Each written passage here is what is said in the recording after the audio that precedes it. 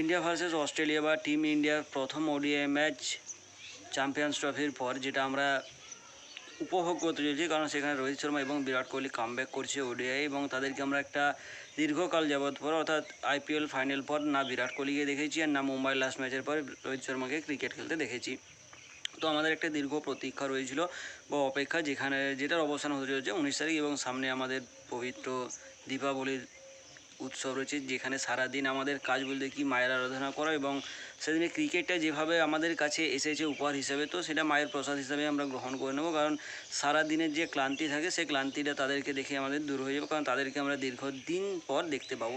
এবং সম্ভাব্য একটা খবরও চারদিকে এধার ওধার হচ্ছে, যেটা শোনা যাচ্ছে যে ভারত BCCI chief selector Ajit Agarkar নাকি তার চিফ সিলেক্টরের পোস্ট ছেড়ে দিতে চায়, অর্থাৎ সে অবসর নিতে চায় তার চিফ সিলেক্টরের পোস্টের থেকে। তো এটা যদি হয়, আমাদের থেকে খুশির খবর আর কিছু নেই। কারণ দেখো, একা অজিত আগারকরের দোষ দিয়ে লাভ নেই, কারণ তার সাথে কোচ এবং তার সাথে যে সহচরীরা থাকে তাদের সিদ্ধান্ত নিয়ে টিম সিলেকশন হয়, নামের চিফ সিলেক্টর, অর্থাৎ তাকেও পারমিশন নিতে হয় যারও কাছ থেকে। তো এরকম যদি কিছু হতে চলেছে, তো সেটা আমাদের জন্য খুশির খবর, এবং নতুন যে চিফ সিলেক্টর আসুক, সে যেন ঠিকঠাকভাবে সিলেকশন করে, অন্তত যাদের মানে কিছু বিরাট কোহলি রিটায়ারমেন্ট, রোহিত শর্মা রিটায়ারমেন্ট, এবং এমন কিছু রিটায়ারমেন্ট যেখানে চেতেশ্বর পূজারা, আজিঙ্ক্য রাহানে, এইসব এরা টেস্ট ক্রিকেট এখনও খেলতে চেয়েছিল, কিন্তু কেন তাদেরকে খেলতে দেওয়া হয়নি বা টিমে সিলেক্ট করা হয়নি, সেটা একটা আলাদা বিষয়। যেখানে মোহাম্মদ শামির মতো প্লেয়ারকে বাইরে থাকতে হয়, এবং হঠাৎ করে তাকে ডেকে নেওয়া হয় বিশ্বকাপের মাঝামাঝি সময়, এসো তুমি তোমার পারফরমেন্স দাও।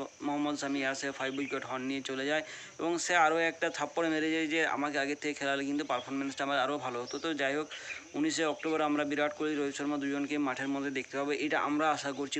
বাদ যদি আমাদের কোচের ফেভারিট প্লেয়ার খেলে, তাহলে তো উপর দিক থেকে একজন বাদ চলে যাচ্ছে। বাদ আমাদের কোচেই জানে কে খেলতে চলেছে, কে খেলতে চলেছে না।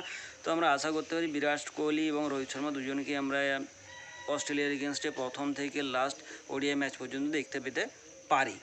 বাস পারি, মেবি নট হতেও পারে। এবং ভারতীয় মহিলা দল যেভাবে মহিলা বিশ্বকাপ খেলছে, তাতে করে আমার কোনো আশা নেই। মহিলা বিশ্বকাপে top 4 contested south Africa, England, Australia, New Zealand, এই 4টা টিমে সেমিফাইনাল খেলবে। ফাইনালে অস্ট্রেলিয়া যাচ্ছে, এটা ধরা বাঁধা। ওদিক থেকে ইংল্যান্ডও যেতে পারে, সাউথ আফ্রিকাও যেতে পারে, আবার নিউজিল্যান্ডও যেতে পারে, কোনো গ্যারান্টি নেই। তো ফাইনালে অস্ট্রেলিয়া খেলছে। বাংলাদেশের যে সমস্ত ক্রিকেট প্লেয়াররা আফগানিস্তানের এগেনস্টে হেরে এসে, তার আগে তারা যখন টি20তে আফগানিস্তানকে হারায়, তাদেরকে যতটা মাথার উপর তুলে রাখা হয়েছিল, ওডিআই ম্যাচ হেরে যাওয়ার পর তাদেরকে কিন্তু ঠিক ততটাই নিচে নামানো হয়েছে। বাংলাদেশ অলওয়েজ, বাংলাদেশ যেরকম ভালোবাসতে জানে, সেরকম বাস দিতেও জানে, এটা আমরা প্রত্যেকবার দেখেছি।